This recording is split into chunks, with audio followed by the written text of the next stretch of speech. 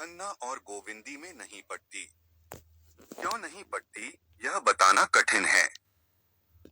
ज्योतिष के हिसाब से उनके ग्रहों में कोई विरोध है। हालांकि विवाह के समय ग्रह और नक्षत्र खूब मिला लिए गए थे। कामशास्त्र के हिसाब से इस अनबन का और कोई रहस्य हो सकता है, और मनोविज्ञान वाले कुछ और ही कारण खोज सकते हैं। हम तो इतना ही जानते हैं कि उनमें नहीं पटती। खन्ना धनवान हैं, रसिक हैं, मिलनसार हैं, रूपवान हैं, अच्छे खासे पढ़े लिखे हैं और नगर के विशिष्ट पुरुषों में हैं। गोविंदी अप्सरा न हो, पर रूपवती अवश्य है। गेहुआ रंग, लज्जाशील आंखें जो एक बार सामने उठकर फिर झुक जाती हैं। कपोलों पर लाली न हो पर चिकनापन है। गात कोमल, अंग विन्यास सुडौल, गोल बाहें, मुख पर एक प्रकार की अरुचि जिसमें कुछ गर्व की झलक भी है। मानो संसार के व्यवहार और व्यापार को हे समझती है। खन्ना के पास विलास के ऊपरी साधनों की कमी नहीं। अव्वल दर्जे का बंगला है, अव्वल दर्जे का फर्नीचर, अव्वल दर्जे की कार और अपार धन, पर गोविंदी की दृष्टि में जैसे इन चीजों का कोई मूल्य नहीं। इस खारे सागर में वह प्यासी पड़ी रहती है। बच्चों का लालन पालन और गृहस्थी के छोटे मोटे काम ही उसके लिए सब कुछ हैं। वह इनमें इतनी व्यस्त रहती है कि भोग की ओर उसका ध्यान नहीं जाता। आकर्षण क्या वस्तु है और कैसे उत्पन्न हो सकता है, इसकी ओर उसने कभी विचार नहीं किया। वह पुरुष का खिलौना नहीं है, न उसके भोग की वस्तु, फिर क्यों आकर्षक बनने की चेष्टा करे। अगर पुरुष उसका असली सौंदर्य देखने के लिए आंखें नहीं रखता, कामिनियों के पीछे मारा मारा फिरता है, तो वह उसका दुर्भाग्य है। वह उसी प्रेम और निष्ठा से पति की सेवा किए जाती है, जैसे द्वेष और मोह जैसी भावनाओं को उसने जीत लिया है। और यह अपार संपत्ति तो जैसे उसकी आत्मा को कुचलती रहती है। इन आडंबरों और पाखंडों से मुक्त होने के लिए उसका मन सदैव ललचाया करता है। अपने सरल और स्वाभाविक जीवन में वह कितनी सुखी रह सकती थी, इसका वह नित्य स्वप्न देखती रहती है। तब क्यों मालती उसके मार्ग में आकर बाधक हो जाती? क्यों वेश्याओं के मुजरे होते? क्यों यह संदेह और बनावट और अशांति उसके जीवन पथ में कांटा बनती? बहुत पहले जब वह बालिका विद्यालय में पढ़ती थी, उसे कविता का रोग लग गया था, जहाँ दुख और वेदना ही जीवन का तत्व है। संपत्ति और विलास तो केवल इसलिए है कि उसकी होली जलाई जाए, जो मनुष्य को असत्य और अशांति की ओर ले जाता है। वह अब कभी कभी कविता रचती थी, लेकिन सुनाए किसे? उसकी कविता केवल मन की तरंग या भावना की उड़ान न थी, उसके एक एक शब्द में उसके जीवन की व्यथा और उसके आंसुओं की ठंडी जलन भरी होती थी। किसी ऐसे प्रदेश में जा बसने की लालसा, जहां वह पाखंडों और वासनाओं से दूर अपनी शांत कुटिया में सरल आनंद का उपभोग करे। खन्ना उसकी कविताएं देखते तो उनका मजाक उड़ाते और कभी कभी फाड़कर फेंक देते।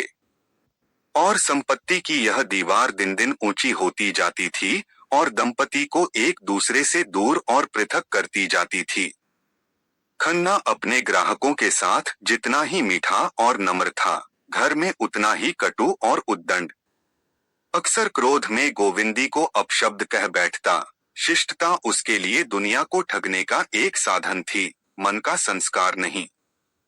ऐसे अवसरों पर गोविंदी अपने एकांत कमरे में जा बैठती और रात की रात रोया करती, और खन्ना दीवान खाने में मुजरे सुनता या क्लब में जाकर शराबें उड़ाता।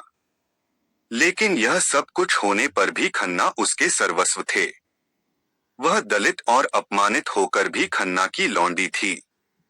उनसे लड़ेगी, जलेगी, रोएगी, पर रहेगी उन्हीं की। उनसे पृथक जीवन की वह कोई कल्पना ही न कर सकती थी। आज मिस्टर खन्ना किसी बुरे आदमी का मुंह देखकर उठे थे। सवेरे ही पत्र खोला तो उनके कई स्टॉकों का दर गिर गया था, जिसमें उन्हें कई हजार की हानि होती थी। शक्कर मिल के मजदूरों ने हड़ताल कर दी थी और दंगा फसाद करने पर आमादा थे। नफे की आशा से चांदी खरीदी थी, मगर उसका दर आज और भी ज्यादा गिर गया था।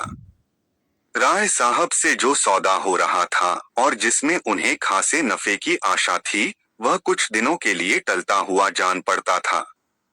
फिर रात को बहुत पी जाने के कारण इस वक्त सिर भारी था और देह टूट रही थी। इधर शोफर ने कार के इंजन में कुछ खराबी पैदा हो जाने की बात कही थी और लाहौर में उनके बैंक पर एक दीवानी मुकदमा दायर हो जाने का समाचार भी मिला था। बैठे मन में झुंझला रहे थे कि उसी वक्त गोविंदी ने आकर कहा, भीष्म का ज्वर आज भी नहीं उतरा, किसी डॉक्टर को बुला दो। भीष्म उनका सबसे छोटा पुत्र था और जन्म से ही दुर्बल होने के कारण उसे रोज एक न एक शिकायत बनी रहती थी। आज खांसी है तो कल बुखार, कभी पसली चल रही है, कभी हरे पीले दस्त आ रहे हैं। 10 महीने का हो गया था, पर लगता था 5-6 महीने का। खन्ना की धारणा हो गई थी कि यह लड़का बचेगा नहीं, इसलिए उसकी ओर से उदासीन रहते थे, पर गोविंदी इसी कारण उसे और सब बच्चों से ज्यादा चाहती थी। खन्ना ने पिता के स्नेह का भाव दिखाते हुए कहा, बच्चों को दवाओं का आदी बना देना ठीक नहीं, और तुम्हें दवा पिलाने का मरज है। जरा कुछ हुआ और डॉक्टर बुलाओ। एक रोज और देखो, आज तीसरा ही दिन तो है। शायद आज आप उतर जाए। गोविंदी ने आग्रह किया, 3 दिन से नहीं उतरा। घरेलू दवाएं करके हार गई। खन्ना ने पूछा, अच्छी बात है, बुला देता हूँ, किसे बुलाऊं? बुला लो डॉक्टर नाग को। अच्छी बात है, उन्हीं को बुलाता हूँ, मगर यह समझ लो कि नाम हो जाने से ही कोई अच्छा डॉक्टर नहीं हो जाता। नाग फीस चाहे जितनी ले लें, उनकी दवा से किसी को अच्छा होते नहीं देखा। वह तो मरीजों को स्वर्ग भेजने के लिए मशहूर हैं। तो जिसे चाहो बुला लो, मैंने तो नाग को इसलिए कहा था कि वह कई बार आ चुके हैं। मिस मालती को क्यों न बुला लूं? फीस भी कम और बच्चों का हाल लेडी डॉक्टर जैसा समझेगी, कोई मर्द डॉक्टर नहीं समझ सकता। गोविंदी ने जलकर कहा, मैं मिस मालती को डॉक्टर नहीं समझती। खन्ना ने भी तेज आंखों से देखकर कहा, तो वह इंग्लैंड घास खोदने गई थी और हजारों आदमियों को आज जीवनदान दे रही है, यह सब कुछ नहीं है। होगा, मुझे उन पर भरोसा नहीं है।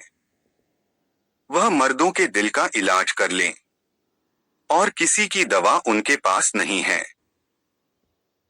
बस ठन गई। खन्ना गरजने लगे, गोविंदी बरसने लगी। उनके बीच में मालती का नाम आ जाना मानो लड़ाई का अल्टीमेटम था। खन्ना ने सारे कागजों को जमीन पर फेंक कर कहा, तुम्हारे साथ जिंदगी तलक हो गई। गोविंदी ने नुकीले स्वर में कहा, तो मालती से ब्याह कर लो न। अभी क्या बिगड़ा है, अगर वहां दाल गले। तुम मुझे क्या समझती हो? यही कि मालती तुम जैसों को अपना गुलाम बनाकर रखना चाहती है, पति बनाकर नहीं। तुम्हारी निगाह में मैं इतना जलील हूं। और उन्हीं ने इसके विरुद्ध प्रमाण देने शुरू किया। मालती जितना उनका आदर करती है, उतना शायद ही किसी का करती हो। राय साहब और राजा साहब को मुंह तक नहीं लगाती, लेकिन उनसे एक दिन भी मुलाकात न हो तो शिकायत करती है। गोविंदी ने इन प्रमाणों को एक फूंक में उड़ा दिया, इसीलिए कि वह तुम्हें सबसे बड़ा आंखों का अंधा समझती है, दूसरों को इतना आसानी से बेवकूफ नहीं बना सकती। खन्ना ने डींग मारी, वह चाहें तो आज मालती से विवाह कर सकते हैं। आज अभी। मगर गोविंदी को बिल्कुल विश्वास नहीं है, तुम 7 जन्म नाक रगड़ो तो भी वह तुमसे विवाह न करेगी। तुम उसके टट्टू हो, तुम्हें घास खिलाएगी, कभी कभी तुम्हारा मुंह सहलाएगी, तुम्हारे पुट्ठों पर हाथ फेरेगी, लेकिन इसलिए कि तुम्हारे ऊपर सवारी गांठे। तुम्हारे जैसे 1000 बुद्धू उसकी जेब में हैं। गोविंदी आज बहुत बढ़ी जाती थी। मालूम होता है, आज वह उनसे लड़ने पर तैयार होकर आई है। डॉक्टर के बुलाने का तो केवल बहाना था। खन्ना अपनी योग्यता और दक्षता और पुरुषत्व पर इतना बड़ा आक्षेप कैसे सह सकते थे? तुम्हारे ख्याल में मैं बुद्धू और मूर्ख हूँ, तो ये हजारों क्यों मेरे द्वार पर नाक रगड़ते हैं? कौन राजा या ताल्लुकेदार है जो मुझे दंडवत नहीं करता? सैकड़ों को उल्लू बनाकर छोड़ दिया। यही तो मालती की विशेषता है कि जो औरों को सीधे उस्तरे से मूरता है, उसे वह उल्टे छुरे से मूरती है। तुम मालती की चाहे जितनी बुराई करो, तुम उसकी पाँव की धूल भी नहीं हो। मेरी दृष्टि में वह वेश्याओं से भी गई बीती है, क्योंकि वह पर्दे की आड़ से शिकार खेलती है।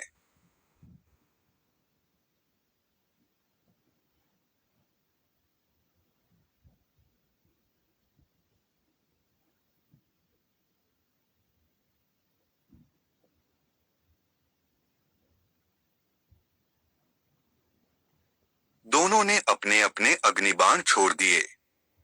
खन्ना ने गोविंदी को चाहे दूसरी कठोर से कठोर बात कही होती, उसे इतनी बुरी न लगती, पर मालती से उसकी यह घृणित तुलना उसकी सहिष्णुता के लिए भी असह्य थी। गोविंदी ने भी खन्ना को चाहे जो कुछ कहा होता, वह इतने गर्म न होते, लेकिन मालती का यह अपमान वह नहीं सह सकते। दोनों एक दूसरे के कोमल स्थलों से परिचित थे। दोनों के निशाने ठीक बैठे और दोनों तिलमिला उठे। खन्ना की आंखें लाल हो गईं। गोविंदी का मुंह लाल हो गया।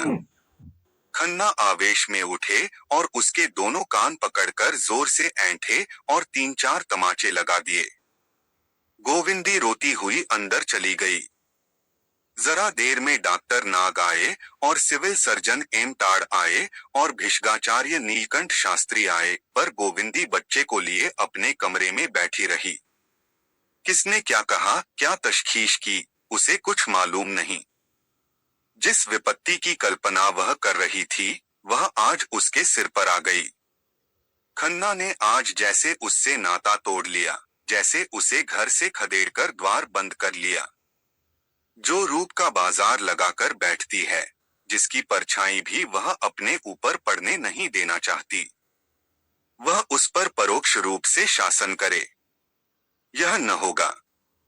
खन्ना उसके पति हैं, उन्हें उसको समझाने बुझाने का अधिकार है, उनकी मार को भी वह शिरोधार्य कर सकती है, पर मालती का शासन असंभव। मगर बच्चे का ज्वर जब तक शांत न हो जाए, वह हिल नहीं सकती। आत्माभिमान को भी कर्तव्य के सामने सिर झुकाना पड़ेगा। दूसरे दिन बच्चे का ज्वर उतर गया था। गोविंदी ने एक तांगा मंगवाया और घर से निकली। जहां उसका इतना अनादर है, वहां अब वह नहीं रह सकती। आघात इतना कठोर था कि बच्चों का मोह भी टूट गया था। उनके प्रति उसका जो धर्म था, उसे वह पूरा कर चुकी है। शेष जो कुछ है, वह खन्ना का धर्म है। हाँ, गोद के बालक को वह किसी तरह नहीं छोड़ सकती। वह उसकी जान के साथ है। और इस घर से वह केवल अपने प्राण लेकर निकलेगी। और कोई चीज उसकी नहीं है। इन्हें यह दावा है कि वह उसका पालन करते हैं। गोविंदी दिखा देगी कि वह उनके आश्रय से निकलकर भी जिंदा रह सकती है। तीनों बच्चे उस समय खेलने गए थे। गोविंदी का मन हुआ, एक बार उन्हें प्यार कर ले, मगर वह कहीं भागी तो नहीं जाती।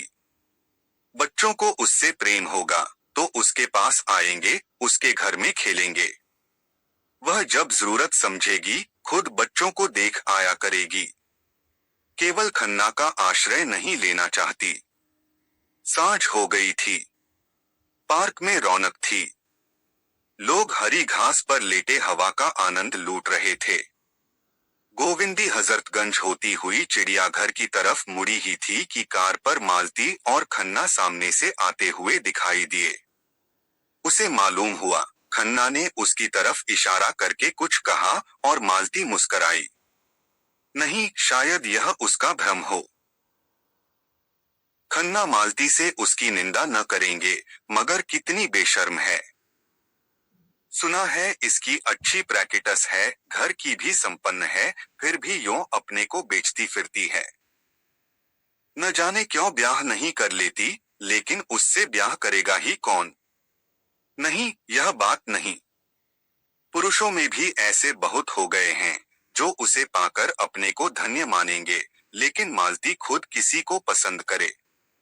और ब्याह में कौन सा सुख रखा हुआ है? बहुत अच्छा करती है जो ब्याह नहीं करती। अभी सब उसके गुलाम हैं। तब वह एक की लौंडी होकर रह जाएगी। बहुत अच्छा कर रही है। अभी तो यह महाशय भी उसके तलवे चाटते हैं। कहीं इनसे ब्याह कर ले तो उस पर शासन करने लगे, मगर इनसे वह क्यों ब्याह करेगी? और समाज में दो चार ऐसी स्त्रियां बनी रहें तो अच्छा, पुरुषों के कान तो गर्म करती रहें। आज गोविंदी के मन में मालती के प्रति बड़ी सहानुभूति उत्पन्न हुई। वह मालती पर आक्षेप करके उसके साथ अन्याय कर रही है। क्या मेरी दशा को देखकर उसकी आंखें न खुलती होंगी? विवाहित जीवन की दुर्दशा आंखों देखकर अगर वह इस जाल में नहीं फंसती तो क्या बुरा करती है? चिड़ियाघर में चारों तरफ सन्नाटा छाया हुआ था। गोविंदी ने तांगा रोक दिया और बच्चे को लिए हरी दूब की तरफ चली, मगर 2 ही 3 कदम चली थी कि चप्पल पानी में डूब गए।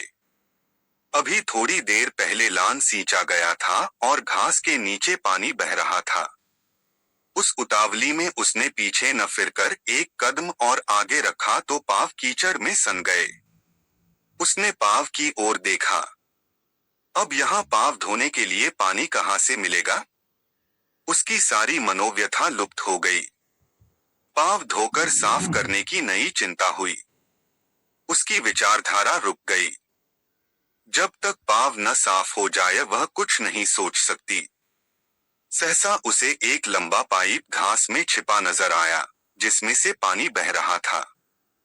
उसने जाकर पांव धोए, चप्पल धोए, हाथ मुंह धोया, थोड़ा सा पानी चुल्लू में लेकर पिया और पाइप के उस पार सूखी जमीन पर जा बैठी। उदासी में मौत की याद तुरंत आ जाती है। कहीं वह वहीं बैठे बैठे मर जाए तो क्या हो? तांगे वाला तुरंत जाकर खन्ना को खबर देगा। खन्ना सुनते ही खिल उठेंगे, लेकिन दुनिया को दिखाने के लिए आंखों पर रुमाल रख लेंगे। बच्चों के लिए खिलौने और तमाशे मां से प्यारे हैं। यह है उसका जीवन, जिसके लिए कोई 4 बूंद आंसू बहाने वाला भी नहीं। तब उसे वह दिन याद आया जब उसकी सास जीती थी और खन्ना उर्छू न हुए थे। तब उसे सास का बात बात पर बिगड़ना बुरा लगता था। आज उसे सास के उस क्रोध में स्नेह का रस घुला जान पड़ रहा था। तब वह सास से रूठ जाती थी और सास उसे दुलार कर मनाती थी। आज वह महीनों रूठी पड़ी रहे। किसे परवाह है? एकाएक उसका मन उड़कर माता के चरणों में जा पहुंचा। हाय! आज अम्मा होती तो क्यों उसकी यह दुर्दशा होती। उसके पास और कुछ न था, स्नेह भरी गोद तो थी, प्रेम भरा अंचल तो था, जिसमें मुंह डालकर वह रो लेती, लेकिन नहीं, वह रोएगी नहीं। उस देवी को स्वर्ग में दुखी न बनाएगी। मेरे लिए वह जो कुछ ज्यादा से ज्यादा कर सकती थी, वह कर गई। मेरे कर्मों की साथिन होना तो उनके वश की बात न थी। और वह क्यों रोए? वह अब किसी के अधीन नहीं है। वह अपने गुजर भर को कमा सकती है। वह कल ही गांधी आश्रम से चीजें लेकर बेचना शुरू कर देगी। शर्म किस बात की? यही तो होगा, लोग उंगली दिखाकर कहेंगे वह जा रही है खन्ना की बीबी, लेकिन इस शहर में रहूं क्यों? किसी दूसरे शहर में क्यों न चली जाऊं, जहां मुझे कोई जानता ही न हो। 10-20 रुपए कमा लेना ऐसा क्या मुश्किल है? अपने पसीने की कमाई तो खाऊंगी, फिर तो कोई मुझ पर रोब न जमाएगा। यह महाशय इसीलिए तो इतना मिजाज करते हैं कि वह मेरा पालन करते हैं। मैं अब खुद अपना पालन करूंगी। सहसा उसने मेहता को अपनी तरफ आते देखा। उसे उलझन हुई। इस वक्त वह संपूर्ण एकांत चाहती थी। किसी से बोलने की इच्छा न थी, मगर यहाँ भी एक महाशय आ ही गए। उस पर बच्चा भी रोने लगा था। मेहता ने समीप आकर विस्मय के साथ पूछा, आप इस वक्त यहाँ कैसे आ गईं? गोविंदी ने बालक को चुप कराते हुए कहा, उसी तरह जैसे आप आ गए। मेहता ने मुस्कराकर कहा, मेरी बात न चलाइए। धोबी का कुत्ता न घर का न घाट का। लाइए मैं बच्चे को चुप कर दूं। आपने यह कला कब सीखी? अभ्यास करना चाहता हूं।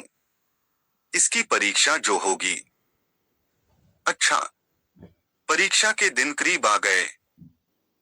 यह तो मेरी तैयारी पर है। जब तैयार हो जाऊंगा, बैठ जाऊंगा। छोटी छोटी उपाधियों के लिए हम पढ़ पढ़ कर आंखें फोड़ लिया करते हैं। यह तो जीवन व्यापार की परीक्षा है।